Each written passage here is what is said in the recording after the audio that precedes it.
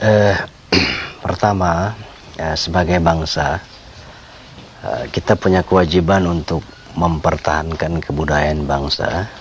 Yang kedua, dalam era globalisasi ini, kita bermaksud untuk mengantisipasi kebudayaan Barat.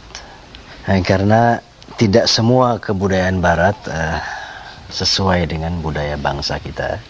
Misalnya seperti free sex, drugs, sopan santun di antara kehidupan keluarga dan bermasyarakat. Nah, sementara musik dan film adalah satu sarana yang paling mudah untuk mewarnai sebuah bangsa.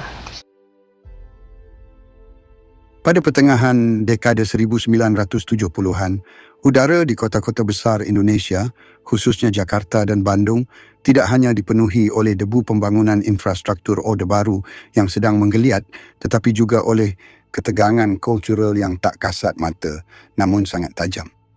Di satu sisi, terdapat kaum muda urban yang terdidik, berambut gondrong, dan menenteng majalah aktuel sebagai kitab suci gaya hidup mereka. Mereka memuja Led Zeppelin, Deep Purple, dan God Bless sebagai nabi-nabi modernitas. Di sisi lain, di gang-gang sempit yang becek, di pasar-pasar tradisional, dan di bak-bak truk yang melintasi jalur pantura, terdengar dentuman irama yang berbeda. Sebuah bunyi dang dan dut yang ritmis, menyayat dan membius. Ini bukan sekadar perbedaan selera muzik. Ini adalah perang kelas. Musik rock merepresentasikan aspirasi menjadi barat, modern, intelektual, dan gedongan. Sementara itu, musik yang kelak dikenal sebagai dangdut pada masa itu dilabeli dengan segala stigma negatif, kampungan, norak, musik babu, hingga julukan yang paling menyakitkan yang pernah terlontar dari mulut seorang ikon rock, Benny Sobarja, musik tahi anjing. Sebelum istilah dangdut masuk ke dalam leksikon bahasa Indonesia, lanskap musik populer didominasi oleh orkes Melayu, OM. Akar musik ini tertanam dalam tradisi Melayu Deli di Sumatera Timur yang kemudian bermigrasi ke Batavia, Jakarta seiring dengan arus urbanisasi. Pada era 1950-an, orkes Melayu seperti OM Sinar Kemala pimpinan A. Harris atau OM Kenangan memainkan musik yang mendayu, puitis, dan sangat sopan. Instrumen utamanya adalah akustik, akordeon yang meliuk, biola yang menyayat, dan gendang Melayu standard yang berfungsi sebagai penjaga tempo yang statis. Namun, Jakarta adalah kuali peleburan, melting pot. Di sinilah orkes Melayu mulai berinteraksi dengan berbagai pengaruh asing. Salah satu pengaruh yang paling kuat datang dari sinema India. Filem-filem Bollywood yang masuk ke Indonesia pada masa itu membawa serta struktur musik yang dramatis, penuh dengan orkestrasi string yang megah, dan yang paling penting, permainan perkusi tabla yang dinamis. Dalam kevakuman identitas pasca kemerdekaan, muncul sosok Elia Khadam, bernama asli Siti Alia Husna. Pada akhir 1950-an, Elia melakukan sebuah eksperimen kultural yang berani. Ia tidak hanya menyanyikan lagu Melayu, ia menyuntikkan jiwa India ke dalamnya. Lagu hitsnya yang legendaris, Boneka dari India, menjadi titik balik monumental. Elia Khadam adalah jembatan antara orkes Melayu tradisional dan apa yang kelak disebut dangdut. Ia menulis lagu sendiri, sebuah pencapaian langka bagi wanita di era itu, dan menciptakan persona panggung yang total, mengenakan sari, menarikan gerakan tari India, dan bahkan meniru teknik vokal playback singer India yang melengking tinggi. Secara musikal, aransemen Boneka dari India mulai meninggalkan kesederhanaan orkes Melayu. Ensemble musiknya diperkaya dengan perkusi yang lebih kompleks dan penggunaan vibrafon meniru soundtrack filem India. Elia Khadam meletakkan dasar bagi elemen teatrikal dalam dangdut, bahwa penyanyi dangdut bukan hanya didengar suaranya, tetapi juga ditonton aksinya. Ia adalah ibu dangdut yang seringkali terlupakan dalam narasi besar yang didominasi laki-laki. Memasuki dekade 1970-an, Indonesia mengalami perubahan politik dan budaya yang drastis. Rezim Orde Baru di bawah Soeharto membuka pintu lebar-lebar bagi investasi asing, dan bersamaan dengan itu, masuklah gelombang budaya pop barat. Jika pada era Soekarno, musik ngak-ngik-ngok, rock and roll, dilarang keras, di era Orde Baru, musik rock menjadi simbol kebebasan dan kemajuan. Radio-radio swasta memutar lagu-lagu Deep Purple, Led Zeppelin, dan Black Sabbath. Anak-anak muda membentuk band rock, memanjangkan rambut, dan mengenakan celana bell bottoms. Dalam situasi ini, orkes Melayu terancam punah. Ia dianggap muzik orang tua, muzik masa lalu yang tidak relevan dengan semangat zaman yang garang dan elektrik. Para musisi Melayu mengalami krisis kepercayaan diri. Banyak yang banting setir memainkan muzik pop atau rock agar tetap laku. Di tengah keputusasaan inilah muncul sosok visioner bernama Rhoma Irama sebelum menambahkan gelar Raden Haji. Rhoma yang memulai karirnya di band pop Gayhan sebelum pindah ke Orkes Melayu Purnama melihat fenomena demam rock bukan sebagai ancaman, melainkan sebagai peluang. Ia menyadari bahwa untuk menyelamatkan musik Melayu, ia harus melakukan transplantasi jantung, menyuntikkan energi rock ke dalam tubuh Melayu yang sedang sekarat. Pada 13 Oktober 1973, Rhoma Irama mendirikan Soneta Group. Langkah pertamanya sangat radikal. Ia menyingkirkan instrumen akustik, kecuali gendang dan suling, dan menggantikannya dengan peralatan band rock lengkap, gitar listrik Fender Stratocaster, bass listrik, organ Hammond, dan drum set. Rhoma secara terbuka mengakui bahwa ia terinspirasi oleh Deep Purple. Ia mengagumi bagaimana Ritchie Blackmore memainkan riff gitar yang cepat dan agresif. Rhoma kemudian mengadaptasi teknik ini ke dalam lagu-lagu Melayu. Ia menciptakan sound gitar yang terdistorsi, fuzz, memainkan melodi yang melengking, dan membiarkan drum bermain keras. Namun, di bawah lapisan distorsi itu, gendang tetap berdenyut dengan pola dangdut. Ini adalah strategi kebudayaan yang brilian. Menggunakan senjata musuh, musik rock barat, untuk memenangkan perang, mempertahankan musik lokal. Lagu Begadang 1973 dan Darah Muda 1975 adalah manifesto dari revolusi ini. Lagu-lagu ini memiliki intro yang garang layaknya lagu hard rock. Namun ketika vokal masuk, cengkok Melayu yang kental tetap terjaga. Rhoma menciptakan genre baru yang ia sebut sebagai dangdut rock. Ia merevolusi tidak hanya musiknya, tapi juga tata panggungnya. Soneta tampil dengan lighting berkekuatan ribuan watt, sound system raksasa, dan koreografi yang energik, menyaingi konser-konser band rock papan atas. Keberhasilan Soneta mengangkat musik Melayu ke panggung modern ternyata memicu reaksi keras dari kubu sebelah. Para musisi rock dan penggemarnya merasa terganggu. Bagi mereka, rock adalah musik intelektual yang kompleks, sementara dangdut, istilah yang mulai populer saat itu, awalnya sebagai ejekan onomatope bunyi gendang, dianggap musik murahan yang hanya mengandalkan goyang pinggul dan lirik cengeng. Ketegangan ini mencapai titik didih di halaman-halaman majalah Aktuil. Majalah yang berbasis di Bandung ini adalah barometer musik rock Indonesia. Dalam sebuah wawancara yang kini menjadi legendaris karena kontroversinya, Benny Sobarja, pentolan band rock progresif Giant Step, melontarkan kalimat yang menyulut api permusuhan. Ia menyebut dangdut sebagai musik tahi anjing. Pernyataan Benny bukan sekadar kritik estetika, itu adalah serangan frontal terhadap identitas kelas sosial jutaan orang. Tahi anjing adalah metafora untuk sesuatu yang menjijikkan, kotor, dan tidak berharga. Hinaan ini mencerminkan arogansi kelas menengah kota yang memandang rendah selera budaya rakyat jelata.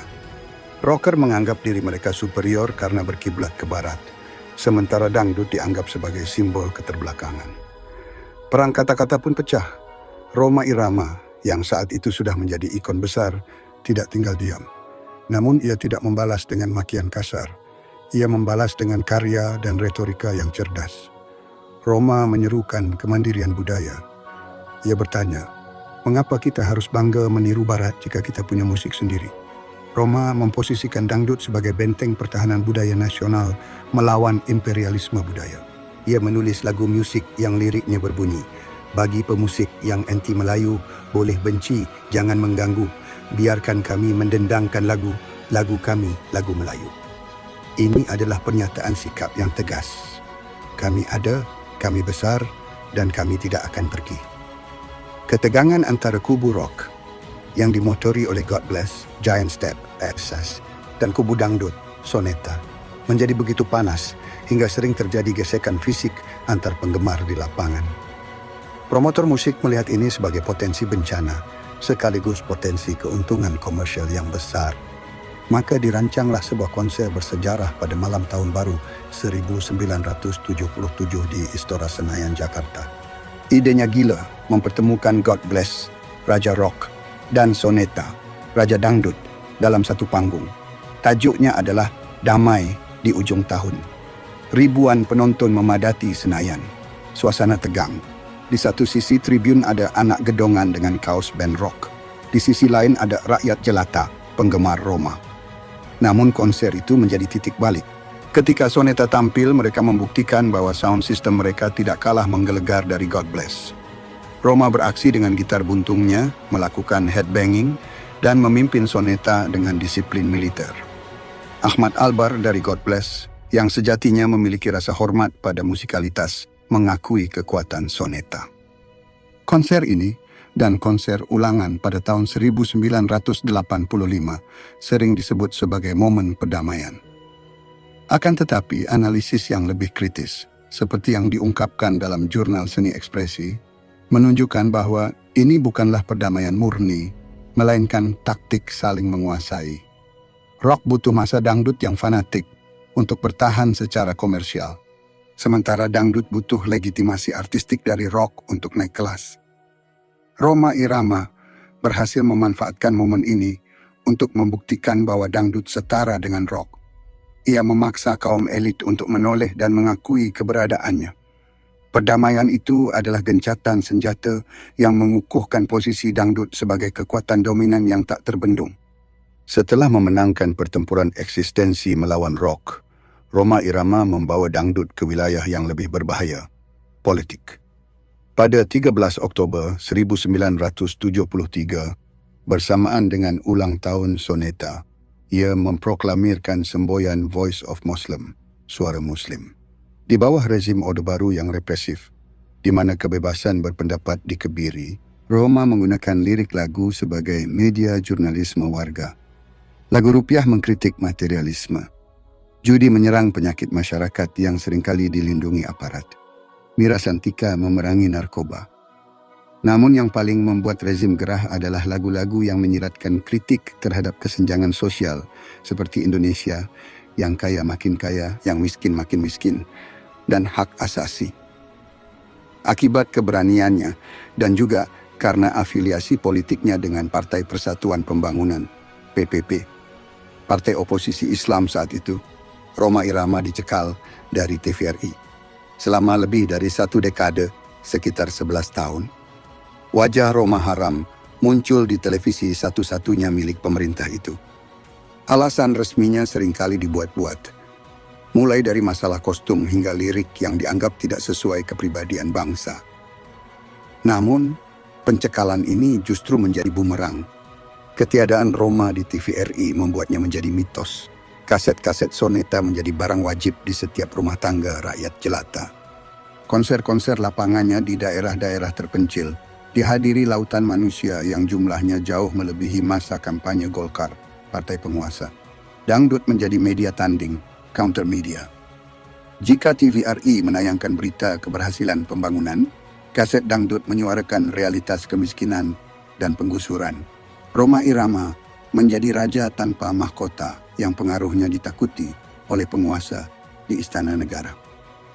Di sisi lain spektrum, Elvi Sukaesih membangun kerajaannya sebagai Ratu Dangdut. Jika Rhoma adalah jenderal yang berbicara tentang moral dan politik, Elvi adalah ibu yang berbicara tentang perasaan, cinta, dan penderitaan domestik.